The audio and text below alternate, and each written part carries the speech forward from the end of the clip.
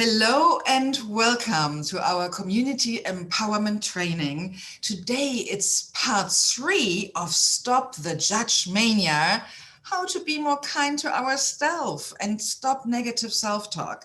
I'm delighted to have you here with me live or on the replay on YouTube. I'm Sylvia Becker-Hill, your host, and we are meeting here every week, leaders from around the world committed to consciously evolve into the best leaders we can be.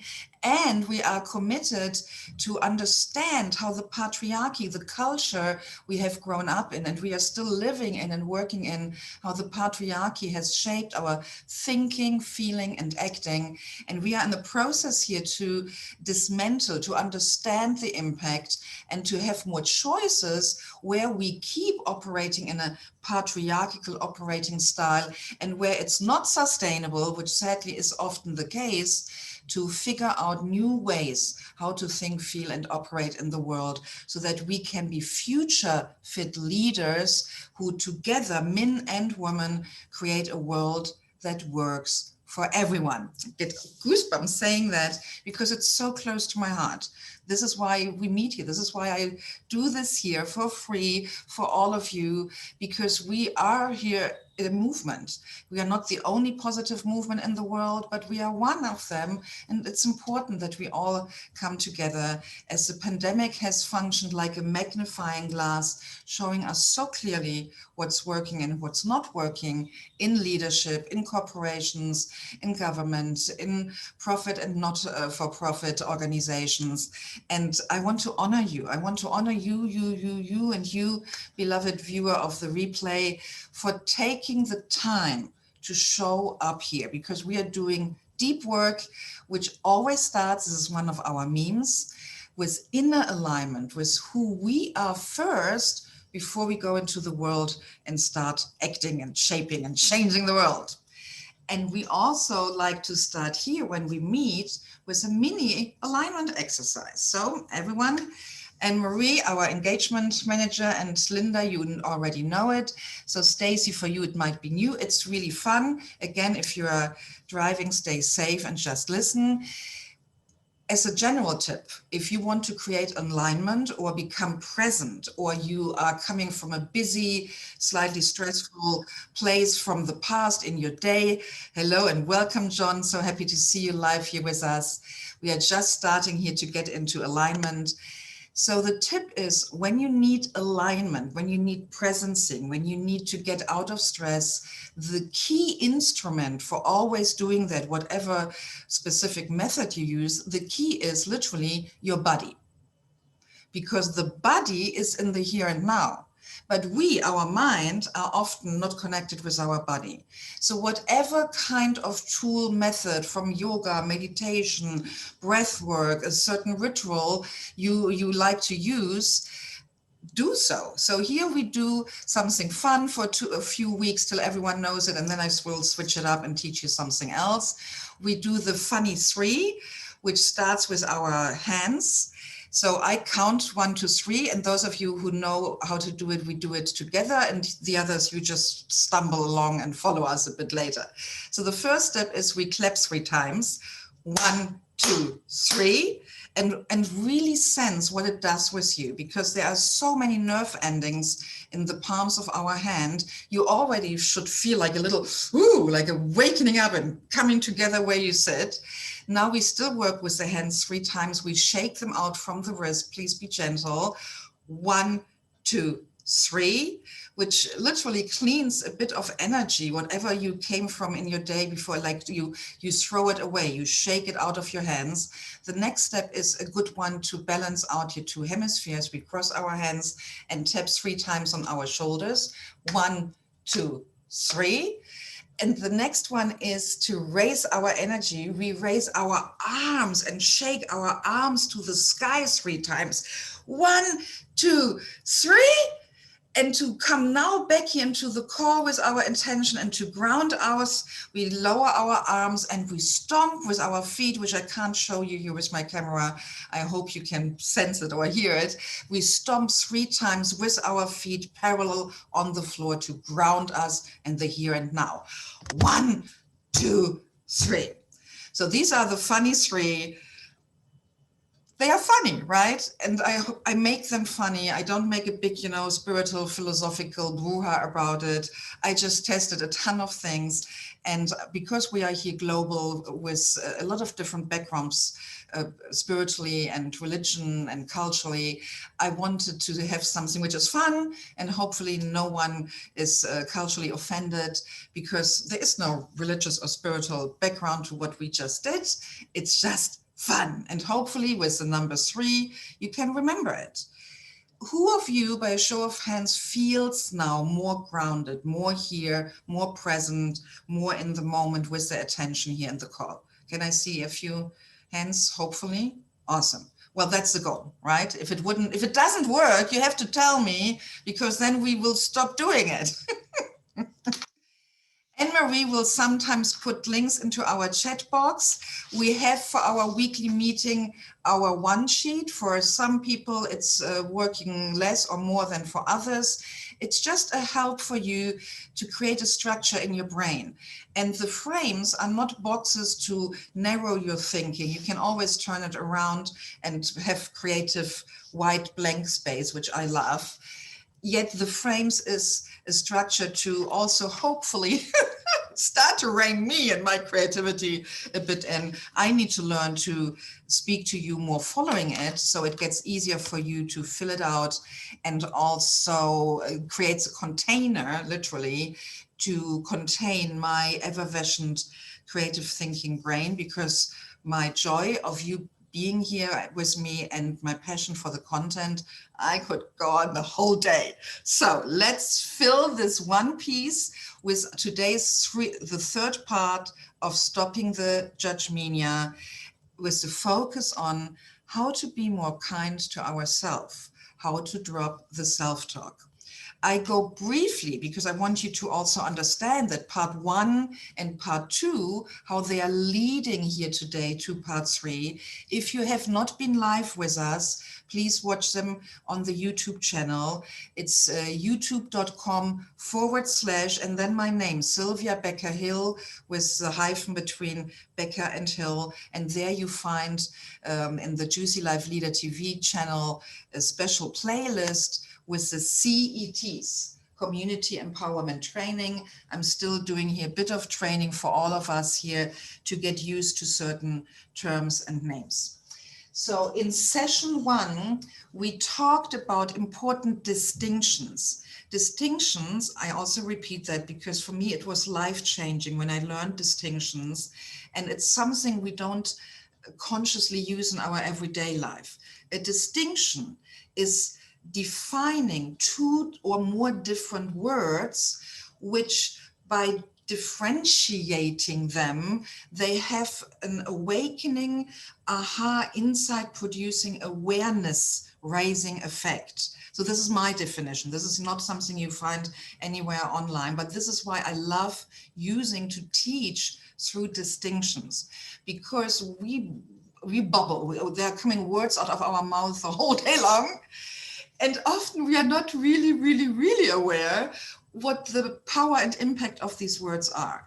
So distinction, defining, differentiating things is part of the process here of dismantling the patriarchy by understanding tiny parts, which are the words we are trained to use. So the first distinction, without looking at your notes, does anyone remember here the first distinction? By any chance, type it or unmute yourself and yell it into the space. What was the first one? Playing here a little bit school. I hope I don't trigger any pupil kind of guilt. No? Okay, so the first distinction was between judgment and discernment. And I hope I spell it correctly. If not, I apologize. My standard excuse is I'm German and English is not my mother language. So judgment and discernment. We talk here now in the third time about stopping the judge mania. We have to be clear, when is a judgment, and when is a judgment not a judgment, but rather a discernment. And I'm going back through part 1 and 2 and already transfer it to part 3. Today it's about self-talk. It's about the voice in our mind, which for some people it's constant. And please don't feel bad if this is the case for you. I had that when I was a teenager and in my 20s constantly.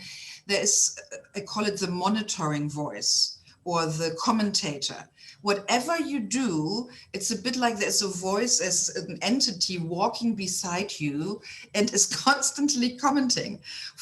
I make it up now here and I have to jump now. Like I do something, I talk here with you or I write and the voice then says, that is way too small written. Look, Sylvia, they can hardly read that. You should have written that bigger. How many Zoom calls do you need to give till you finally learn to write bigger? And you made it cursive. Can you not write in block letters so that they can read it? And Sylvia, the necklace you are wearing today is not very fitting here to the t-shirt. This is one for a cleavage. It's in the shadow of your chin. How can you wear this necklace? This is really not the right necklace and it might distract the viewer. You should not wear any necklace. Come on, put it off, put it off. So the commentator, the narrator, this kind of entity can be for some people constant. If it's constant for you, don't feel bad. There are millions of people around the world who are so used to that it's a bit like the fish doesn't perceive the water it swims in. Most people think that this is how the human brain works, that this is the norm, that there is no way of living without it. That there is no way of moving through life and not get judged and not get commentated on and move through life in the beauty of silence. Wow. Wow. So please tell each other in the chat box, or if you like, you can always interrupt me if you have a comment or question. Who of you, independent how often, who of you knows what I'm talking about? Who of you is consciously aware of the commentator who reflects back what you just did, right? Okay, right? And there are phases where it's stronger, like more present. Most of the time it's phases where we are under pressure. For example, most people are scared to speak on stages to a group of people or to present, or if you apply for a job or something where you become visible, often the narrator, the commentator becomes more frequent. And then if you do yoga, if you do meditation, if you do breath work, if you are a runner, there are certain activities we can do with our body, which already goes here into the direction of tips. Last time people asked me, what are your hacks, Sylvia?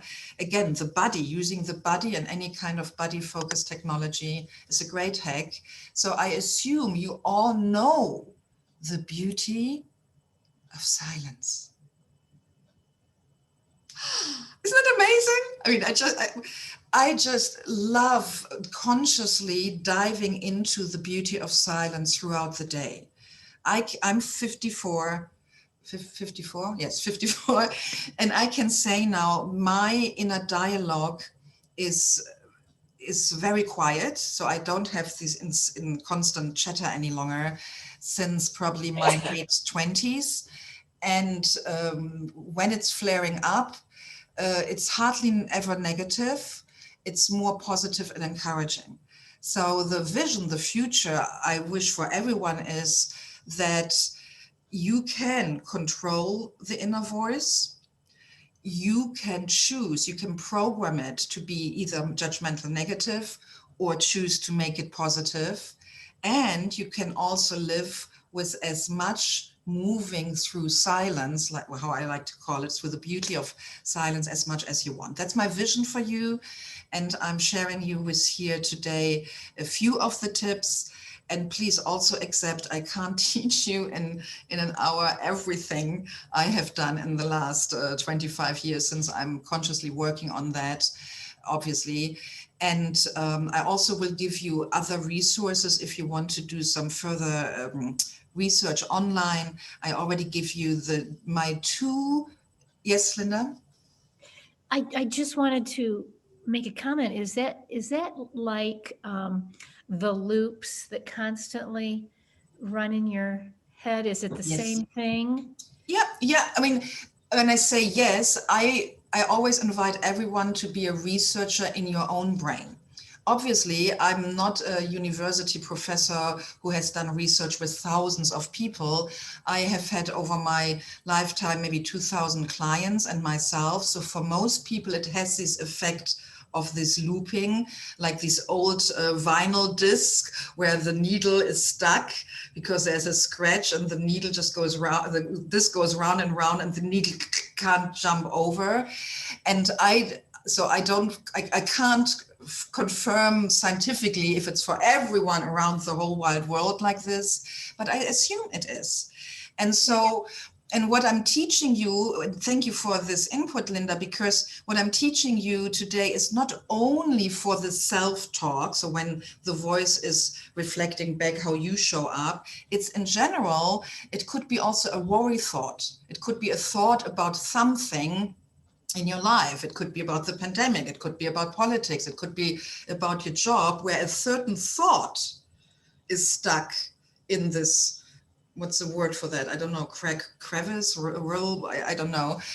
So this swirling in the brain is literally a bit like, I had a car accident in my mid-20s in my hometown in Germany, because my car in winter was quite icy and slippery, the roads, and there was a street tram track, you know, these two very parallel tracks. And even though I saw the red light way ahead of time and I jumped on the brakes because it was so slippery and these tracks were so parallel, I got literally stuck sliding on the icy street tram track slowly into the car in front of me. So not a dangerous accident, but costly. And that is such a typical great metaphor. Yeah, when you are stuck in these lines and you can't get out, sometimes even consciously hearing the thought swirling, you know it's not good, you know you should stop it, but we are so in it that we sometimes can't stop it. So my goal today is to give you a few tricks and tools and hacks to be able to stop the spinning thoughts, if it's inner self-talk about yourself or any other thought which is driving you nuts. Because these swirling thoughts can make people go cuckoo. And here, when it comes to our one sheet, I always ask here to become conscious of the problem and also what the costs are of the problem. Sadly, I know a lot of people who ended privately in their relationships in divorce because one thought of doubt can churn over months or years and drill so deeply that it hollows out relationship. There's maybe one incident in a relationship and the thought creeps in, ooh, maybe he doesn't love me. Ooh, maybe she is cheating on me. And just this one thought, if you think it long enough, horrible. So as an evolved leader, as a conscious leader, you need to be able to control these discs, the churning, what Linda here brought to the conversation. And what we are discussing here today is focusing on the self-talk. But Linda, you can translate and implement everything I'm sharing here today to any kind of different thinking. Does that help answer your question, Linda? Unmute yourself. We can't hear you. I've been working on that for a very long time. It's not something that, obviously, that just happens the first time you try it. To change it from all of the, like you say, the politics, the COVID, the work, all these, and then they swirl one after another and they're always the same. So I'm working on changing them to the positive. That's what, when you said that, that's what triggered me to think that it's possible. It is. Change It is. to change So, it to positive, wonderful things running through your head constantly. yes, and please, you have to come back in a few days and tell me if what I'm giving you here today, added to your repertoire you're already using, how it makes a difference. Okay. So we were talking about judgment and discernment. So applying that to our self-talk, there is a difference. For example, if my narrator, let me give you a very specific example as a leader. I'm a business leader. I live, like most of you, in an online world. So email marketing, email communication is important for me to do. It's part of the duties, part of my job description. Without email marketing, I can't get information out to you. I can't give you my Zoom links or reach people. For a long time, I had resistances, like big ones. And I'm not going down that rabbit hole because I could make a whole training about email marketing and the psychology behind it. Now, to give it as an example between judgment and discernment. When I say, oh, Sylvia, last year you had a few months, you hardly wrote any emails, and now you are up per week to 3 to nearly 5 emails. So that is a discernment. That is a neutral, just stating a fact. Last year were a few months where I hardly wrote any emails, and now I'm writing 3 to up to 5 emails a week. That's a discernment. There is, in me, I feel it in my body, there's no charge. There is no reaction to that. That's a discernment. I'm discerning, I'm analyzing, I'm stating facts. So it can be helpful to have the voice in yourself who makes you aware of what you are doing. Oh, I make it up here, Anne-Marie. Oh, the last 5 days, you did every morning your new morning routine with the physical online course you are following. And today you didn't do it. So this is a discernment. It's just like a fact, like comparing what you did in the recent days and what you did today or didn't do. As long it's neutral, without charge, just comparing data, facts, it's a discernment. As soon we say, for example, in my case, as soon I would say, for several months, you hardly communicated with your followers, with your newsletter subscribers. You're such a bad businesswoman, such a loser. You are always so inconsistent. You are blah, blah, blah. That's the judgment. The judgment comes when on top of the discernment, there is, and this now goes into something from part 2. We talked in part 2 about charge versus meaning. Most people know the meaning of what they say and do, the meaning of words. Most people hopefully are conscious that they choose words which express the meaning they want to convey, but they are completely unaware about this distinction that there can be a charge to any word you use, and the charge is either very simple, positive or negative. When I say, I haven't written any emails last week, that's a discernment.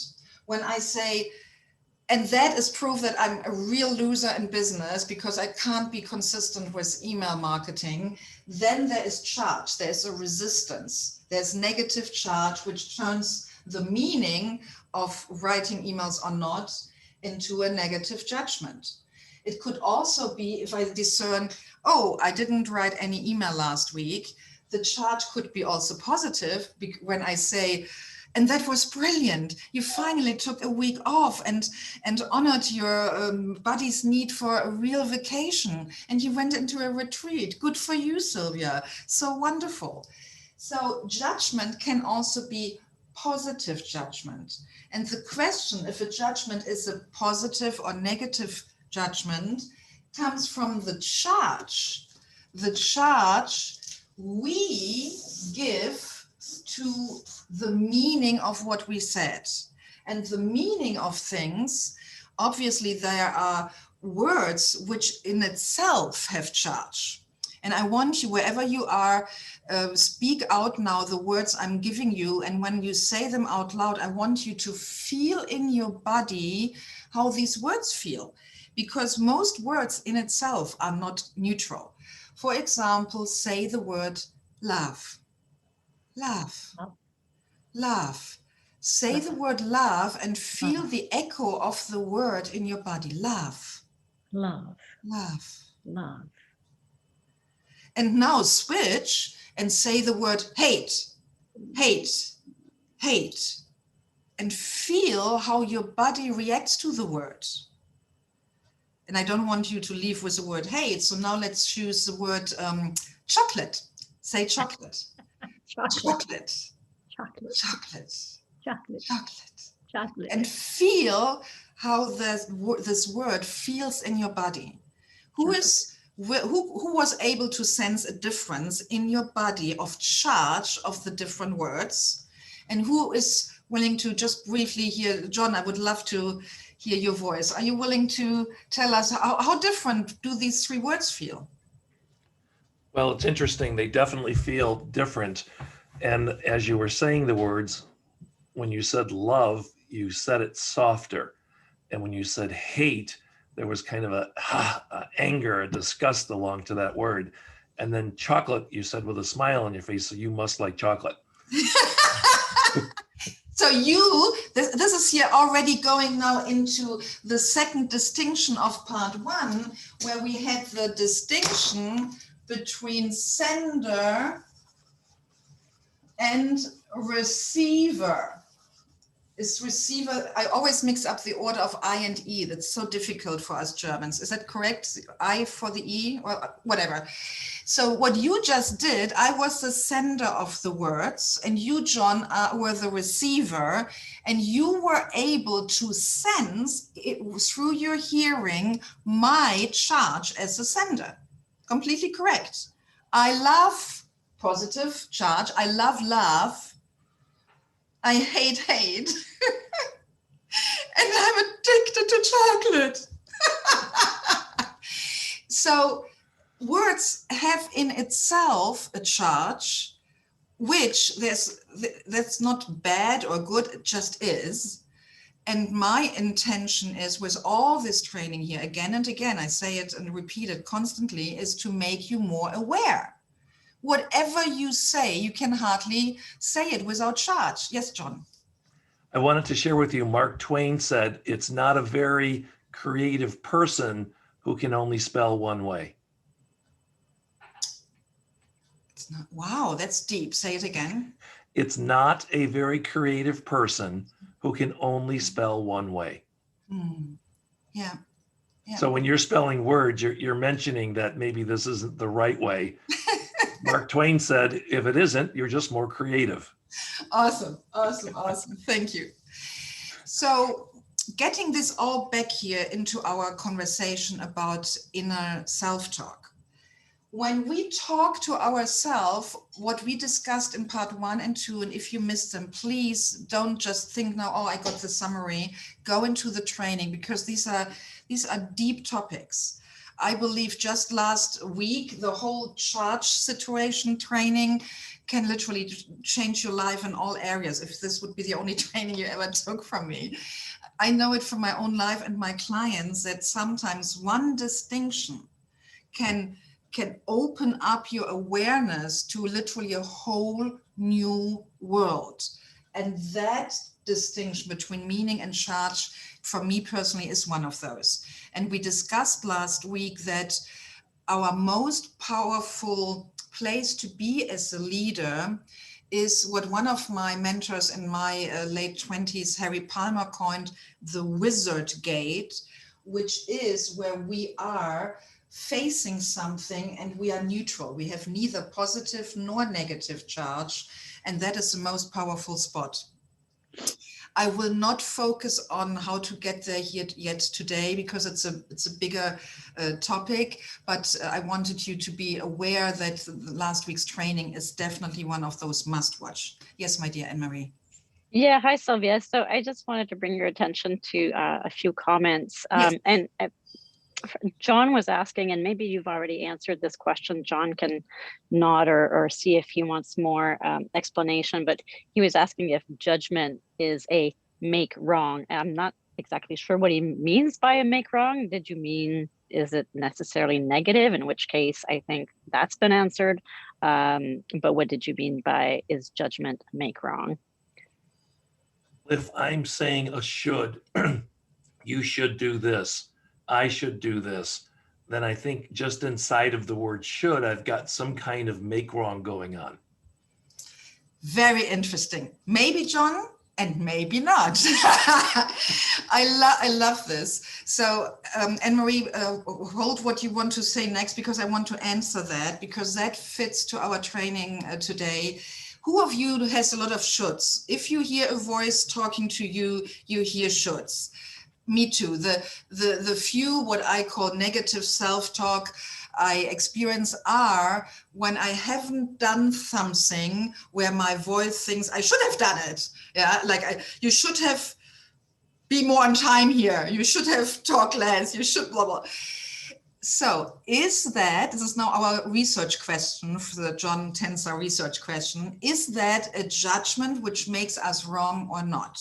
And I don't want to immediately answer that. I want you all to hold that, because sometimes it's already an unusual way of being as a leader by holding things in the open inquiry, because we leaders are so pressured to decide very fast. That was a judgment and that not, and this, yes, yeah, blah, blah, blah.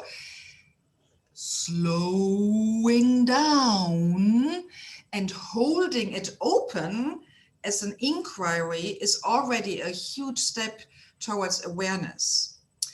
Because, and let me think about examples, I believe, and this goes into our sender and receiver distinction from part 1. A new distinction today in part 3, which is connected with the sender and receiver one, is the words you hear versus the intention behind the words. When we in our everyday life as sender and receivers in communication experience miscommunication, misunderstandings and anger, it's often that we as a receiver react to the words we hear and unpack and analyze and interpret according to our perception filters, stories, etc. Yet, sadly, most people never check in what was the intention of the sender. Because, I mean, we are not perfect. We all are human. Being human means being messy, period. I like to say gloriously messy. So against our best intention, we sometimes, I know this, being German, living in a different culture, especially the first years back in Michigan, how often my words got completely differently heard than I intended it, just out of cultural differences. Sometimes I meant it as an acknowledgement of someone, and they heard it as an insult because I was so German in my discernment. So precise telling them what they did, that they felt scolded or criticized. And from my German dry side, that was a outrageous, big, loving compliment. Can you understand how pained I was being perceived as a harsh German, because people heard my English from German translated words and didn't feel my intention.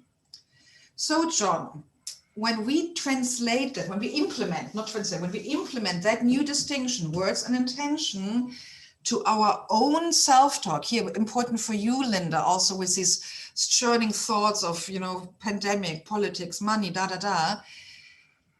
the should, what is the intention behind the should, John? What do you think? So what you did was a tremendous distinction. So instead of reacting to the word, I need to take a breath and then, like you said, hold some space and then look at what was the intention. Thank you so much, Sylvia. I get goosebumps. John, brilliant. Mwah, mwah. Yes, yes, yes, yes. And I ask you, John, specifically, and everyone else here, please, this is a discussion here. What is sometimes, I don't say always, but what is sometimes the intention of our inner voice behind a should? Give us examples. What do you think? Well, for me, it has to do with my stress level. If I'm under the gun or working on a project or I'm deep in thought and some innocent person wanders into the room and interrupts me, their intention might have been to give me a hug or say something positive, but I was so focused on what I was doing that I took that with judgment instead of love or the way that they may have intended it. So this is a nice distinction clarification you just gave me. Thank you so much. Beautiful. And you gave us a great example again for sender and receiver in interacting with others. Perfect. Anne-Marie, I saw your arm moving. Do you wanted to say something about what could be the intention of the should inside ourselves? Okay, I misinterpreted the intention of your arm movement. Lisa, welcome, Lisa. We are here today in part 3 of our discussion. Hi, gorgeous. And we are just analyzing the intention behind the should. When we tell ourselves, you should do this, or you should have done that, what could be the intention? I give you a few slightly made up but real examples in my life. I go age-wise and the pandemic, I'm getting here now quite personal. I hope it's not too much information, TMI.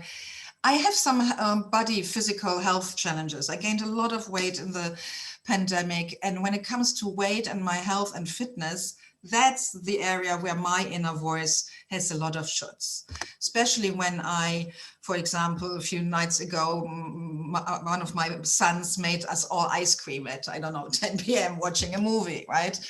So I enjoyed the ice cream, like chocolate. I love ice cream.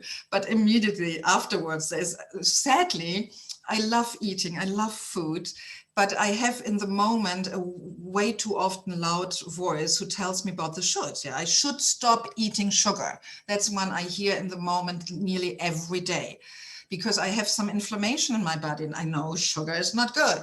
But please, no coaching here or health tips, because I know them. I'm working on it. So the question here for our distinction is, what is the intention of the should? Because when I hear that, it hurts. I mean, who of you likes to hear from your inner voice, you should do this or you shouldn't have done? Isn't it? It's an uncomfortable moment. I don't like hearing it. And now comes another important tip for all of you. And this might be something here, Linda, what was missing in your attempts in the recent weeks. Our beloved human brain, which is over 25,000 years old as a model, not obviously in your body, in your body it's as old as you are, but as a model, it's over 25,000 years old. And its core programming by evolution for us is to ensure our survival. This is a very important distinction. Our brain is wired for our survival. And sadly, this is not so much as a distinction, more information I'm giving you, it is not wired for our happiness. So you could say evolution, biology takes responsibility to make sure we survive, but we as evolved leaders need to take on the responsibility for our own happiness. So now I had a break in my own line of thought. So what does that have to do with the shoulds? So the intention of most shoulds in our inner dialogue comes from the commitment of our beloved ego, of the part of the brain which is responsible for our survival, to make us aware if we do something dangerous, if we do something which is not good for us, like eating sugar. It is discernment factually, eating sugar is not good for me. That's a fact. That's a discernment. The judgment would come then when the voice says, oh, Sylvia, you know, despite better knowing, you are still doing it. You are so lazy. You are so undisciplined. That's then judgment. So the intention of the should of my inner word is to help me survive, to stay healthy, to lose weight, to reduce inflammation. So now I have the reconnection with my train of thoughts and why it is also connected with you, Linda. Our brain, being a model of 25,000 years old and focusing on survival, has a negativity bias and a negativity resistance. I focus here today on the negativity resistance, or it's probably more known as pain avoidance, Please, if you are not driving and safe, raise your right hand so that you are aware which is your right hand. If you have a table or desk or something firm, a surface in front of you, I want you, and please, you're always responsible for your own safety. Don't sue me if you hurt yourself. Imagine your desk or table in front of you is a hot stove. And in 3 seconds, I will count down. When I count down from 3 to 1, at 1, you put your hand on the hot stove in front of you. Ready? 1, 2, 3. What do you do? What did you do? Come on, tell me. You put your hand on the hot stove and immediately the hand jumped back, right? Yeah. You would not, even though you know this is not a real hot stove, it's just a desk, you would not put your hand onto the stove and press it down, down, down, and wait till it starts creating blisters and burning and think, oh yeah, it hurts like hell, but let me just stay there and endure the pain.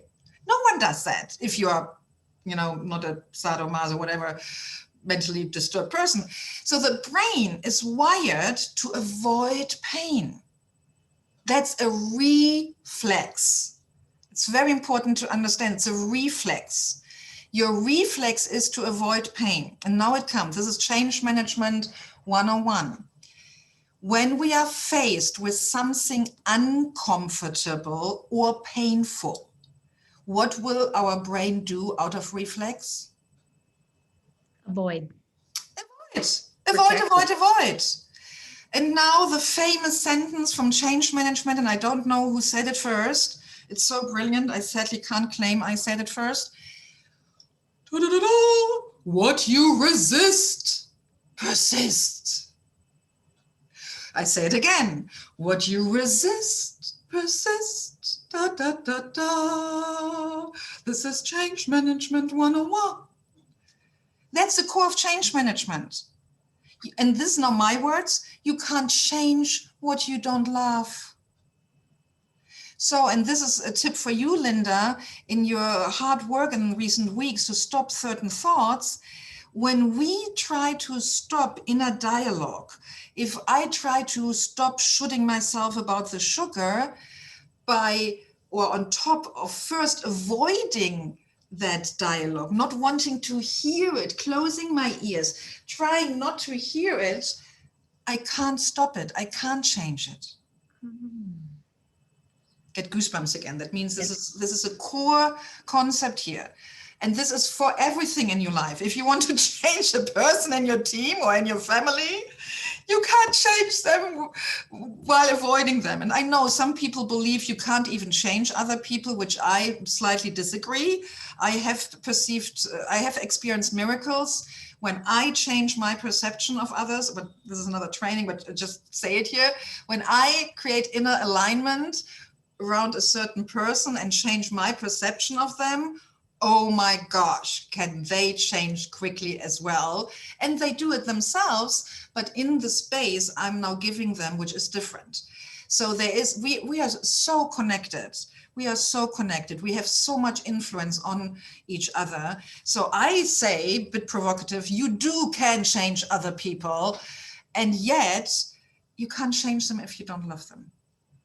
And that is sadly something, especially in the United States right now with racial unrest and political unrest, etc. People are more and more firm in their different whatever parts, and they are not focusing on learning to love each other, because then they could change each other.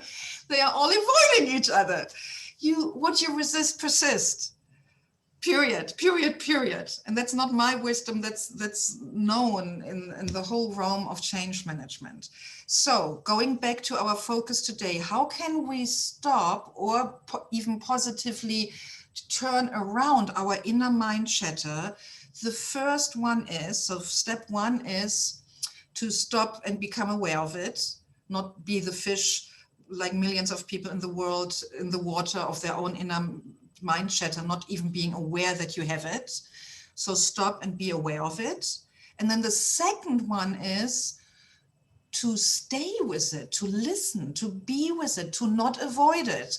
And that is not easy when your inner self-talk is very judgmental. If your inner and there's one friend I have, she's the author of a book, The Inner Mean Girl. Yeah, there's this concept, especially for women, that there's an inner mean girl who is judging us constantly. That hurts. But if we run away from that hurt, which is our reaction, because we are not distinguishing the words from the intention behind it, what if our inner critic, the inner mean girl, doesn't mean negative?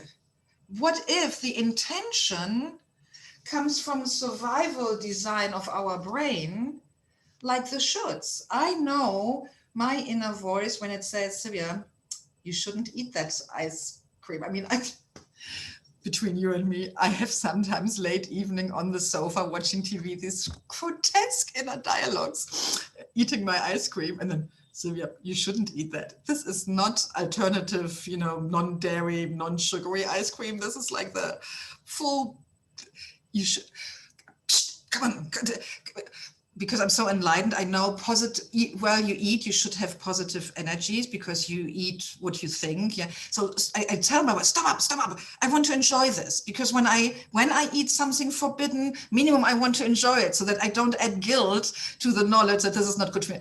So I have these such weird, funny, if anyone could ever record that, you would all pee your pants for laughter.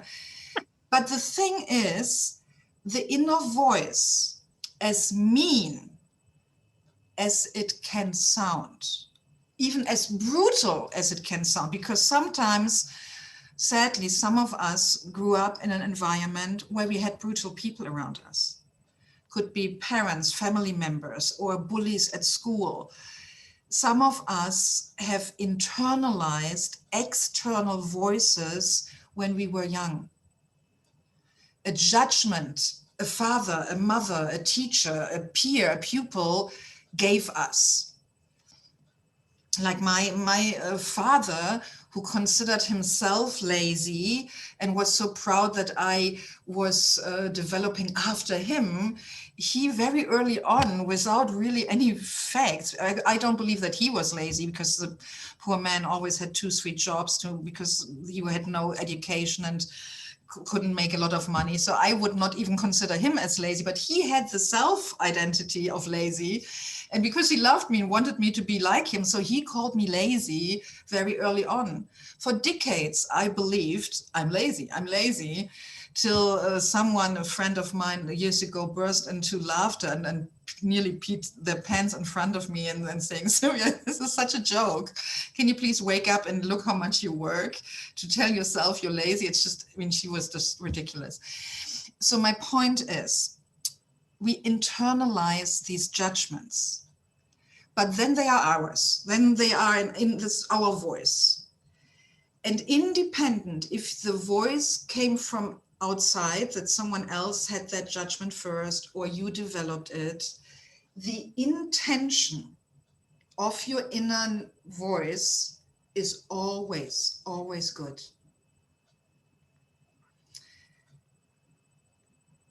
And I hope that knowing that even though the words might be often mean or inappropriate or brutal, the intention is always good, because the intention comes from the brain's wiring of protecting you. The inner voice wants to protect you. Linda, when the inner voice is stuck in a rut circling around politics, pandemic, it's a bit like, that comes from this negativity bias, wanting you to be alert of the dangers right now in the world. The voice wants to protect you by staying alert and giving attention to where potentially a danger can come from. It's a bit like whispering, hey, these rustling noise of the leaves outside our cave could be the saber-toothed tiger who wants to eat us. Hey, watch the stock market. It could crash any moment. I want you to be safe, yeah? So the voice, which sometimes runs in this circle, comes from the commitment to make us alert and aware of potential dangers, which is a positive intention.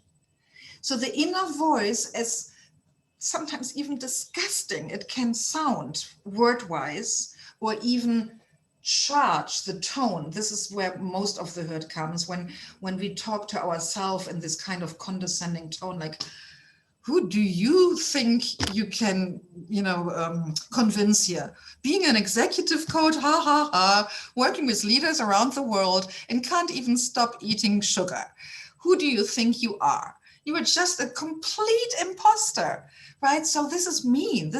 These are hurting words with a negative, yucky charge.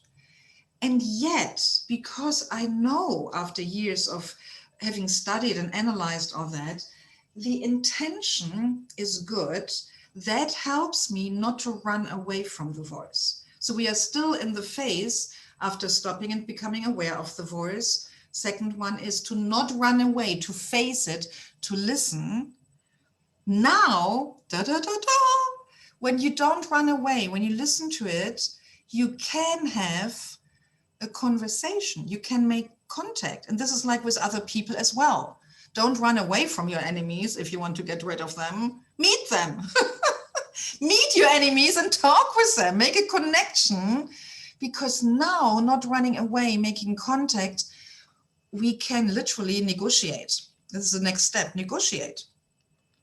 And I don't need to do it any longer because I've done it a few years ago so often.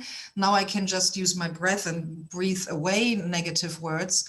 But at the start, I was literally having a dialogue inside myself, which goes like this. And I know, Anne-Marie, I have not forgotten that you wanted to point out things from the chat.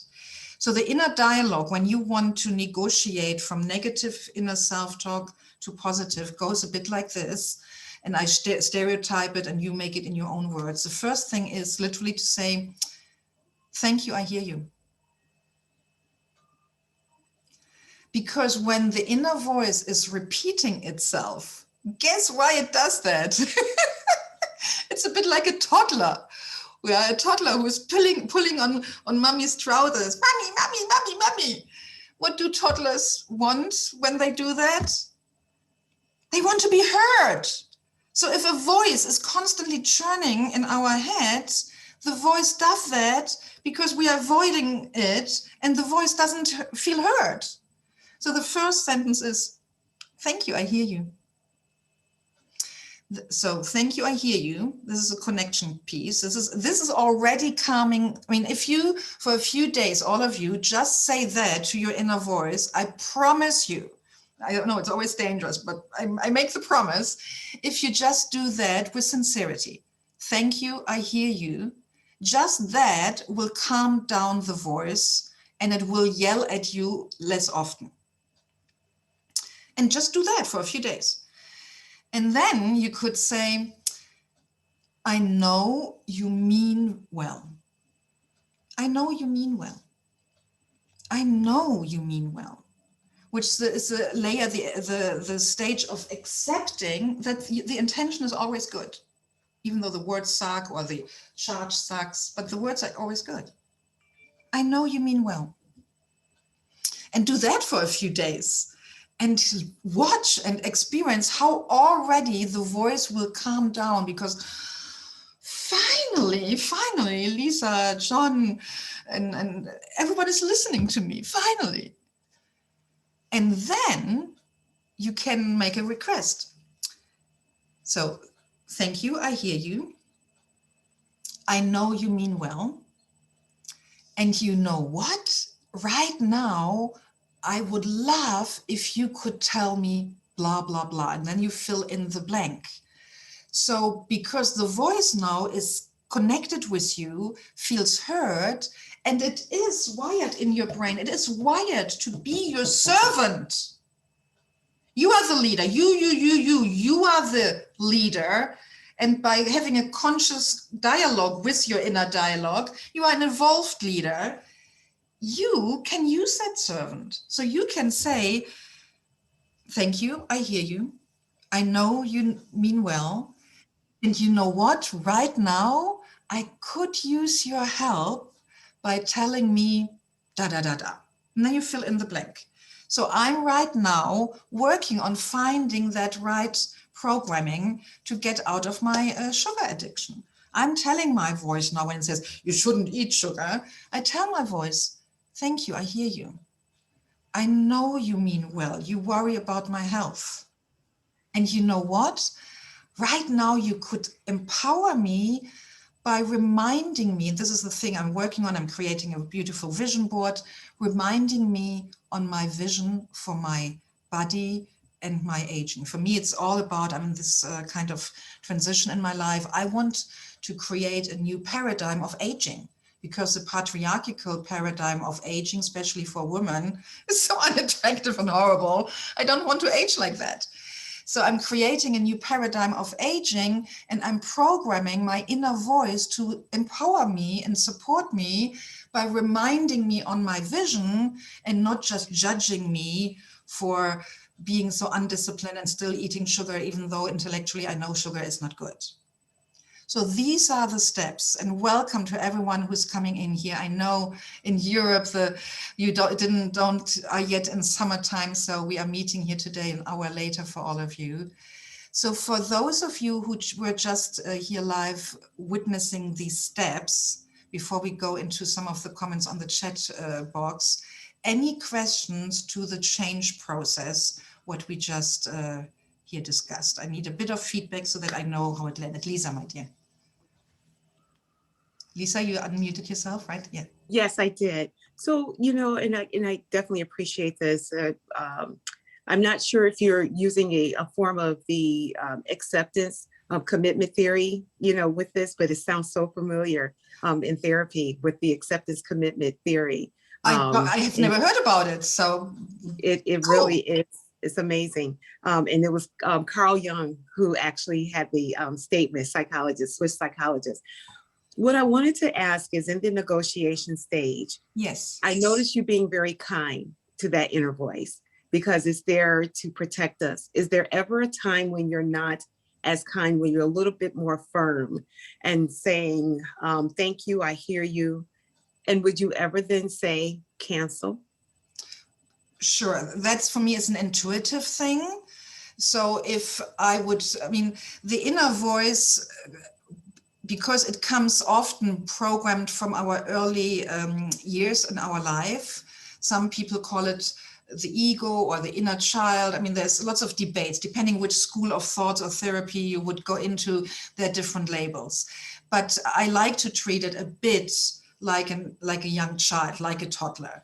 So on one hand, it's the intention is to support me, but sometimes it can be stubborn like a toddler or rebellious like a teenager.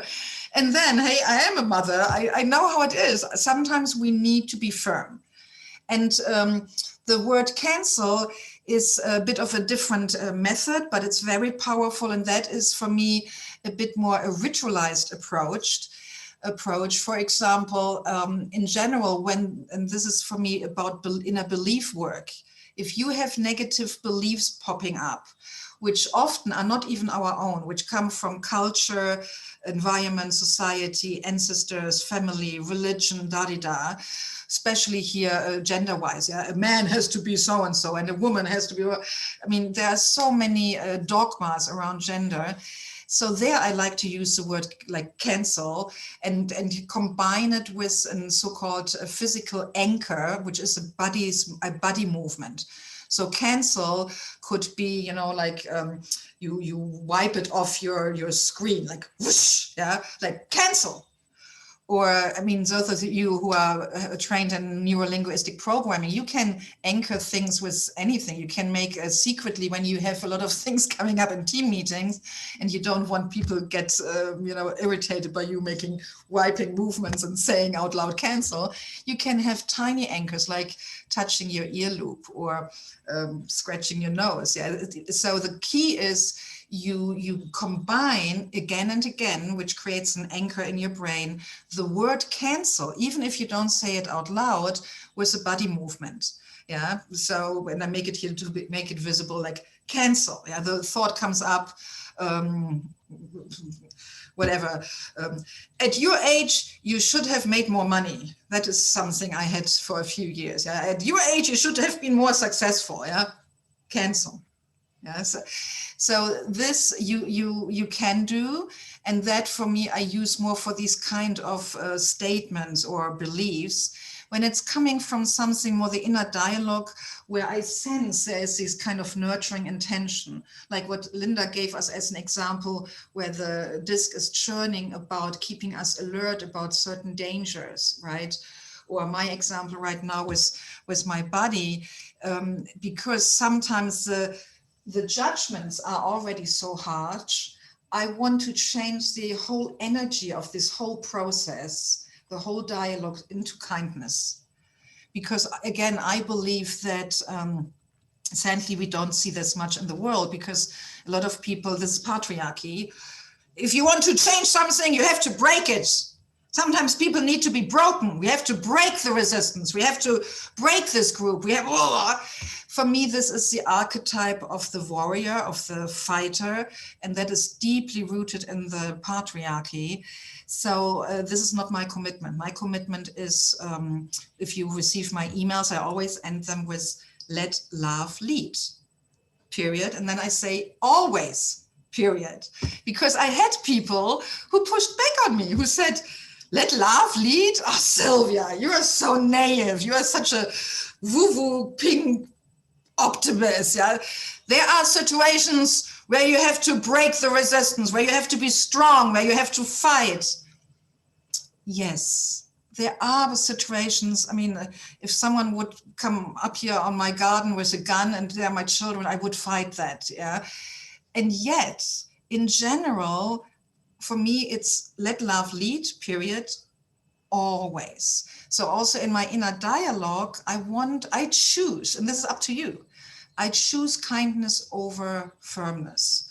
I choose negotiation over cancel. I choose to be loving, kind, and compassionate, to change over time the whole space in which the conversation even happens. And this is why I can say that I have little inner mind chatter any longer. And the few I have is most of the time now, let's say 80%, is positive because of me choosing kindness over love. Does that answer your question, Lisa? Very thoroughly. Thank you. Before we go into new ones, Anne-Marie, I know you were sitting on several notes. What from the chat box needs to be honored or answered? You are muted, my dear. Please unmute yourself, Anne-Marie. Here we go. How long have I been doing this? I don't know. Thank you. I see the time check. We are already over the time, and maybe we will have a swap from those who are chiming in from Europe right now. So Stacy made a comment earlier about, making the switch from this negative inner voice to a more positive, and maybe you can comment on her thoughts. I'll read it to you. Yeah. And maybe I don't know how she feels, because this was a while ago, so maybe you've addressed it to her satisfaction, but here it is. She said, being in the moment and present with the negative inner voice, the voice thought, and recognizing this as well, the emotion connected with that thought. And then you can put the negative thought into perspective and literally replace it with a positive thought, a statement to actually cancel out the negative thought. she finds that that works really well for her, but it takes a conscious commitment and practice for it to become an automatic response to negative thoughts. So I think you went really thoroughly through the process. Stacey, it's beautiful. And what you point to is, I interpret your words that you are pointing towards when it comes to recognizing the emotion connected. For me, this goes in the direction of the intention. So we hear the words of our inner voice, and then we, with our attention, this is the thing, when we stop avoiding it and give it full attention, then we can sense and feel what is the emotion behind it. And the emotion is an indicator for the intention. So, for example, when often, especially here, Linda, these churning thoughts, there's fear. The emotion behind those thoughts is most of the time fear. And when I can connect, thank you, Stacey, for bringing this in here. It's a bit of emotional intelligence regarding when we talk, even with ourselves, there are always emotions involved. And avoiding that emotion is part of what you resist persist. So when you feel that behind the maybe negatively charged words and you sense negative judgment on yourself, which you avoid, when you stop avoiding it and sense into it and feel, oh my gosh, there's fear. I'm scared, or a part of me is scared. That also then, Lisa, gives a door to the compassion and the kindness. When I realize this voice in me is literally my scared inner little girl, wow, then I can have more easy access to my own compassion for myself versus treating this voice as, oh, this is this negative enemy and I want to, get rid of it. I'm trying here to pull different people's comments together. So Stacey, thank you. I think you point out, you make a bit of different emphasis, but overall it's completely aligned with what we talked here about. So thank you. And you point out here, this is important for all of you. You say, Stacey, it takes practice. Indeed, it takes practice. I think today's conversation here, our community empowerment training, is deep and valuable and amazing. And yet, if you don't implement it, if you don't practice it, it's not, sadly, I so wish I could have a magic pill. I could hand you over through the screen to all of you and you just swallow the pill and you would be rid of the end of your life from any negative self-talk or stuck thoughts. Sadly, this is not how it works. I don't have yet that power. So thank you, Stacey, for this important reminder. Thank you. Anne-Marie, anything else from the chat box you wanted me to act? No. Good. Thank you. Linda, you had your hand up a few moments ago. Is it still there or gone, the thought? No? Okay, we are quite over the time, but I want to honor here our European ones, Marilena and Miki. You, sorry, have to watch the replay on YouTube, but I'm so happy to see you. I only realized now that you met an hour earlier because I saw the message. I was set for 6 o'clock. I'm sorry. Yeah, no worries. I invited Michaela. Michaela also joined at 6 because she thought of me. She was badly advised by me. It's always. We will watch the replay. And it's always, every year, it's for 2 weeks. Sadly, we are out of sync. So this week and next week, we already are on summertime and you in Europe, not yet. So next week also, you will be 1 hour earlier, 5 p.m. your time, 17 o'clock in Europe. And then the following week, in 2 weeks, in April again, we will be aligned because then you are in summertime as well. So before we finish here, let me take a quick deep breath and look here at my notes. I would like to have, for those who were here most of the time, a quick round. What do you take from today as your key, either your key insight you put on your one sheet, or something what you stop, or something what you start? I would like to hear from each of you one specific thing, either insight or what you start or what you stop. Who would like to go first? I do apologize for being a little late. I was in another training and had to, that one No kept worries. having technical difficulty and I jumped over here. But even for what I have received so far, I think I'll be kinder to that voice. I do. I have a tendency that if it's going, on and on, what have you, then I say, I think I've dealt with this before. I cast that down. And there's a scripture that I do stand on for that. It says, casting down every imagination, so I cast it down. So I will probably just be a little kinder to that voice. That makes me so happy. I get goosebumps. I hope you all know when someone shares, stealing is allowed. You can all take that insight from Lisa because it's so important. We have enough brutality in the world and more kindness starts within us. I'm so happy, Lisa. That's brilliant. Thank you. Linda, my dear, you started too. What do you take? Yeah, there's so much that to choose one thing, but to follow the 1, 2, 3, to first, I guess, thank you. I hear you. I've never done that. I always try and go, nope, stop. What's a positive? And I try and breathe and think positive things and push it. So I'm not going to do that. But the final thing that you just said, which I think is maybe even what you have to work on first, is what am I afraid of? You said it's about fear. Turning thoughts are part of fear. Beautiful. What's it trying to save me from? What am I afraid of? This is, I get goosebumps. This is, oh my gosh, there's gold for you in that. That's your inquiry, Linda, to journal about it. Just write literally the question, what am I afraid of? And just let it automatically write. That's amazing. Yeah. And what you said before, this is something you will hear me say a lot, because my commitment is to dismantle not only the patriarchy, but sometimes things which are in the coaching, consulting, self-help movement, which in my eyes are well-intended, but often simply wrong. So when it comes to positive thinking, there's parts of positive thinking movement, some misunderstandings. What you just said, Linda, what you described so beautifully, where we are hearing something negative and we work on changing it to something positive.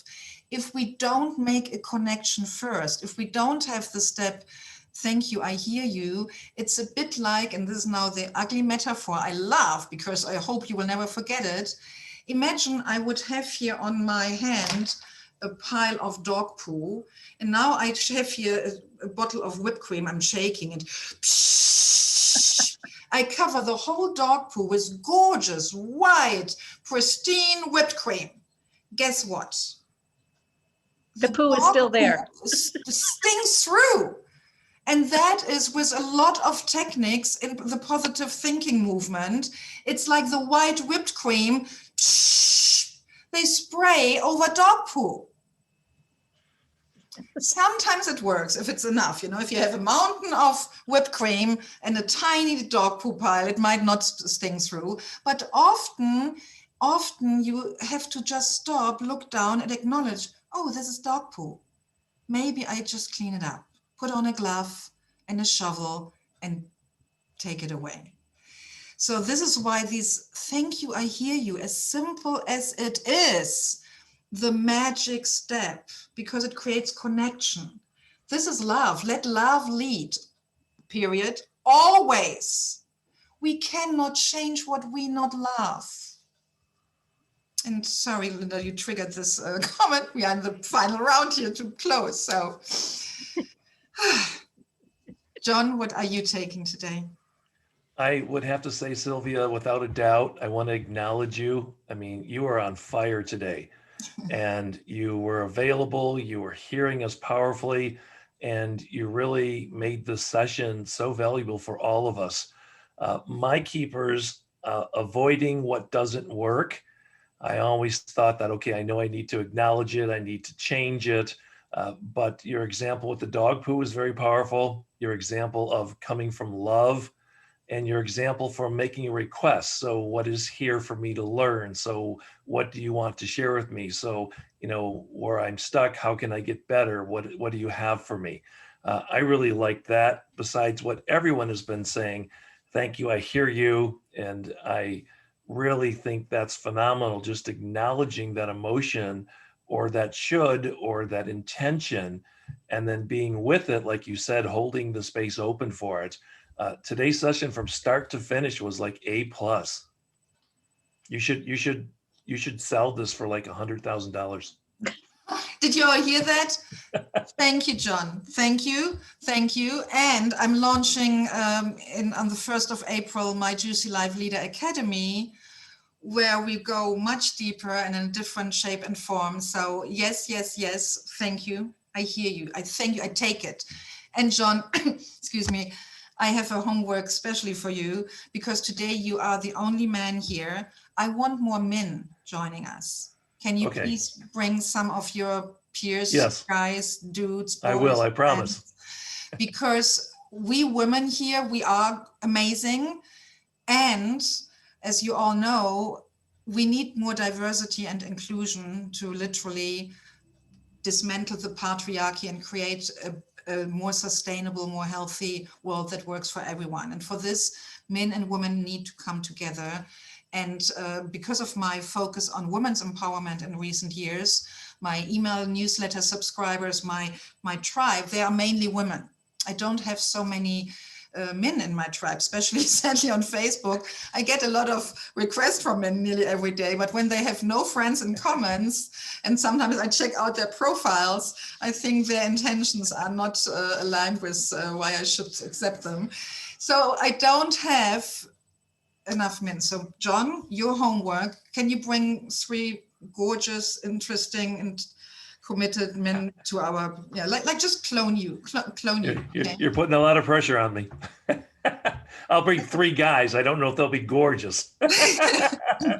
Just like you, like a knight. We have this, I love the knight always behind you. So, Anne-Marie, what do you take from today's? Yeah, what Linda said really spoke to me. I don't think I can say it any better, but that, yeah.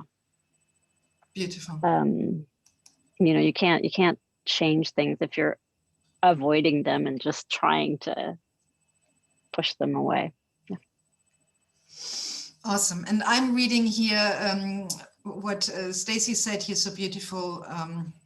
Thank you, Sylvia. You reminded me that I need to remember to be in the moment and sit with the negative thought statement and the emotion associated with it, etc.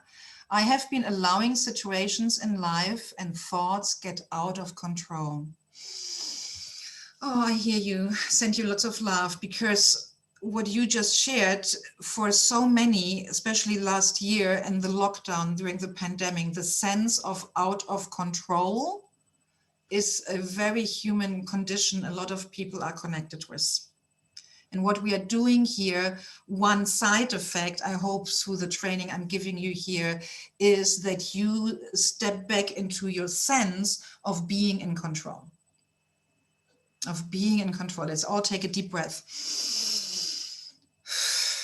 Oh, I had last weekend a day of crisis. I watched in the evening on YouTube, going down a rabbit hole, a lot of documentaries about, this is a negative, sorry, I'm going again a bit of a sidetrack, but it gets triggered and I just trust it's valuable for you, where I watched a lot of documentaries which were good, and yet they all focus on things which are not good. Poverty, climate crisis, some corrupt energy companies here, the whole Texas situations. So I got so depressed after watching all that. And the key of my depression was the sense, this is why I'm sharing it, oh my gosh, what can I, one woman, do? Yeah, I'm not in control. How can I turn the climate crisis around, shake corrupt CEOs to make them change their mind. And so the sense of being out of control is a dangerous sense for us leaders. So I'm so happy and want to honor all of you here for showing up the way you do, because we need more leaders who are present to what's going on, who are not avoiding the uncomfortable things, who are committed to consciously evolve so that we become the juicy live leaders. Because what the pandemic has taught me, this is why I'm launching the Juicy Life Leader Academy in April. Leaders who hurt others. I say that again, leaders who hurt others. And that was on display during the pandemic. It was in display here in politics in recent years in United States. But what I glimpse here from my German news I watched, and I watch sometimes on YouTube even Italian news, Marilena, even though my Italian is not perfect, but I get a glimpse because I want to know what's going on in the world. And the corruption in Italy and conflicts in Germany right now, it's heartbreaking. So the mission I'm on is, I'm completely convinced happy leaders are better leaders. And thank you so much, John, for your acknowledgement. And also Stacy, you wrote here 1 million, that this class here is $1 million worth. That triggers a lot in me personally. I'm on a mission to help you to be happy. Very simple. Because I believe when you are happy, you will be better leaders.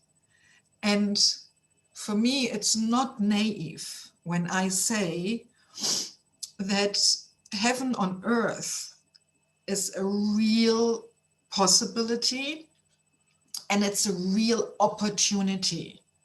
We can create that together. We really, really, really can. I know that for sure. Totally. It's this, and that's not pink, optimistic, positive woo-woo. It's a fact. And it drives me nuts that because of the negativity bias, also in the media, we see and hear more about the negative things in the world. So before I break down here in sobbing tears, thank you for showing up. Thank you, beloved viewer on our replay on YouTube. I need all of your help. Please share the YouTube channels, youtube.com/Sylvia Becker, then the -Hill. Tell people to watch the replays. Give people the sign up link here. This is juicylifeleader.com/free training. And they get the Zoom links to join us live here. You have no idea of my inner self-talk sometimes when I see how, a dancing squirrel in diapers goes viral and millions of people and watch it in a week, right? 3 minutes, yeah, dancing squirrel in a diaper. And I work so hard and, my videos are not going viral. That hurts. That's where my pain is. So I need your help. I think your videos are going viral in the sense that, well, first of all, it's a positive virus. And we hope it will be a pandemic. Your virus will be a pandemic. But I can reassure you, Sylvia, that although this group may seem small, we all have influence. And I've learned from you that we are all leaders. So I can reassure you, at least from my side, that I am using what you're teaching and I'm amplifying it to all my networks. And so even though those people may not directly be coming to your trainings, they are getting the message. And so slowly, I believe we will make this positive virus a pandemic. Yes. This is a perfect final words. We are creating here together a positive pandemic of happy leaders, because happy leaders are better leaders. And this is your last chance. What do you want me to teach next week? More going a bit deeper with this, something new? What do you want? Linda, what do you want? Yes, I put it in the chat. I think we should continue this discussion next week. Okay, I I agree. have a few notes. I will save the chat box as well and see what questions are there. And I think, Marilena, it was you who last week created a new term. I think you called it charge hacks, how to hack the whole charge situation. So let's do that next week. Mwah. Bye. Bye, everyone. Bye. Bye. Thank you so